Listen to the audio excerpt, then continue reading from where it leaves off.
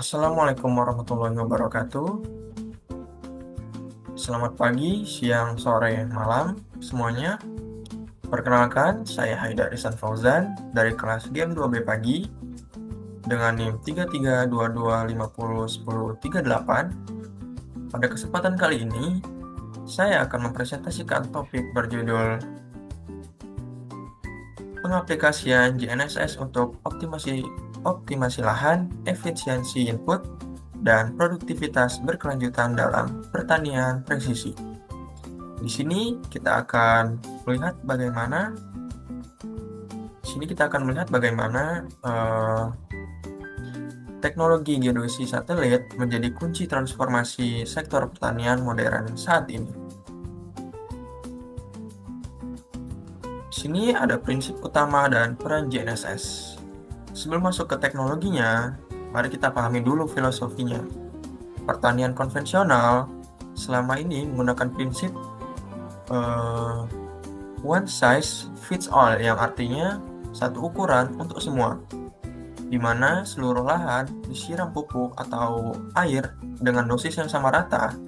Padahal kondisi tanah di setiap meter persegi itu mungkin berbeda-beda. Disinilah pertanian presisi berperan penting, memberikan nutrisi secara spesifik sesuai kebutuhan mikro tanah. Dan peran kunci GNSS adalah menyediakan titik acuan koordinat spasial secara real time yang menghubungkan traktor, sensor tanah, dan peta preskripsi secara digital presisi. Lanjut, di sini ada komponen utama sistem GNSS.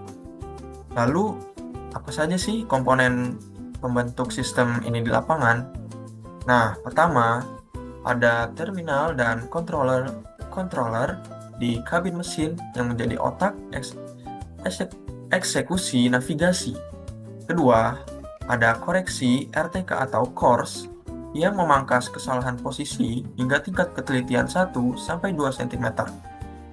Ketiga, ada receiver multi konstelasi yang mampu menangkap sinyal GPS seperti GPS Beidou, Galileo, dan lainnya untuk menjaga kestabilan sinyal di lahan terbuka. Lanjut, di sini ada auto steer dan traktor otomatis. Sistem auto steer yang membuat traktor bergerak otomatis mengikuti alur tanam secara konsisten selama 24 jam. Itu juga membantu navigasi jalur presisi, penghematan bahan bakar, konsistensi jarak tanam, dan operasi selama 24 jam. Lanjut, di sini ada variable rate technology atau VRT. Salah satu aplikasi yang paling krusial dalam variable rate teknologi ketika traktor bergerak dipandu sinyal GNSS. Jadi sistem VRT secara otomatis membaca peta preskripsi digital saat melintasi area yang kurang subur. Alat akan menyemprotkan lebih banyak pupuk. Sebaliknya, di area yang sudah subur, dosisnya akan dikurangi oleh sistem. Hasilnya, pemborosan pupuk dan pestisida dapat dicegah. Jadi lingkungan tetap lestari dan biaya produksi pun berkurang cukup drastis. Lanjut, di slide 6 ada pemetaan dan monitoring lahan.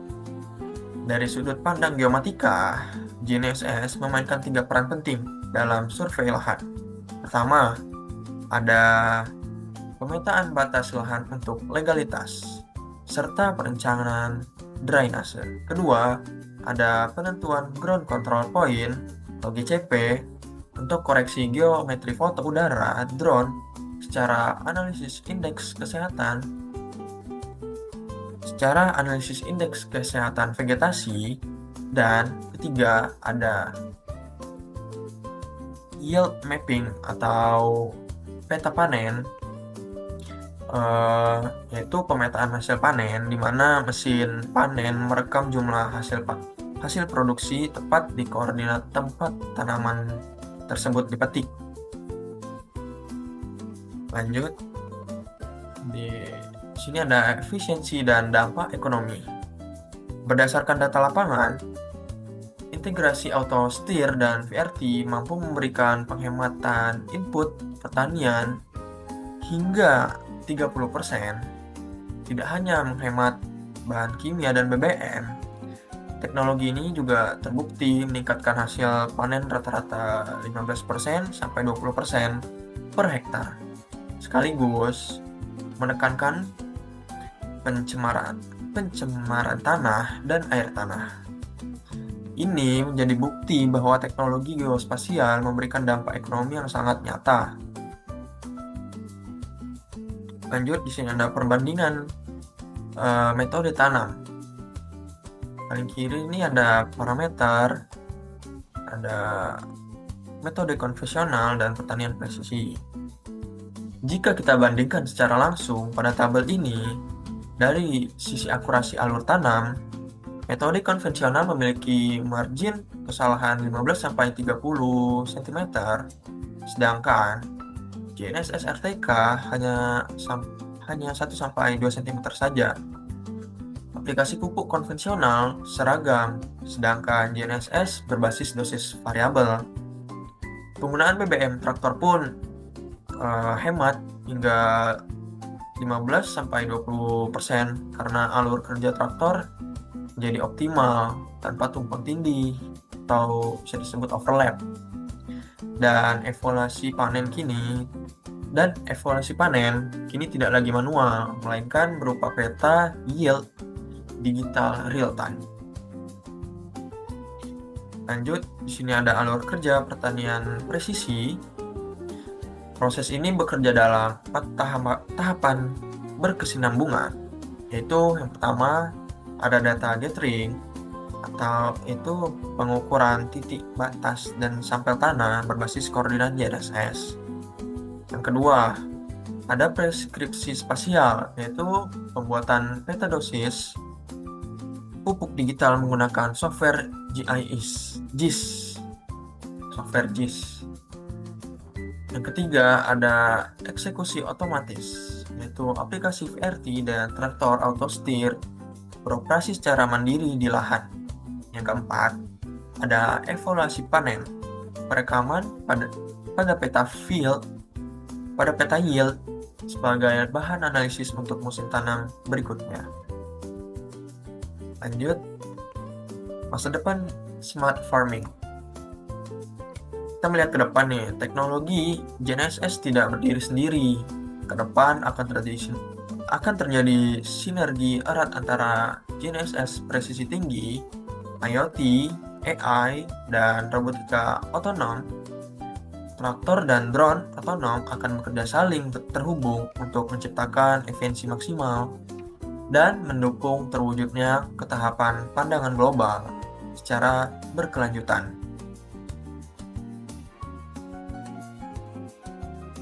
Berikutnya di sini ada sumber gambar yang saya dapatkan dari internet dan saya sertakan link-link gambarnya. Sebagai penutup, pengaplikasian GNSS dalam pertanian presisi ini bukan sekedar efisiensi, tetapi langkah nyata menuju efisiensi lahan dan ketahanan pangan yang berkelanjutan. Demikian pemaparan yang dapat saya sampaikan. Mohon maaf yang sebesar-besarnya apabila terdapat kekurangan, penyampaian yang kurang jelas, atau tutur kata yang kurang berkenan. Terima kasih banyak atas perhatiannya. Assalamualaikum warahmatullahi wabarakatuh.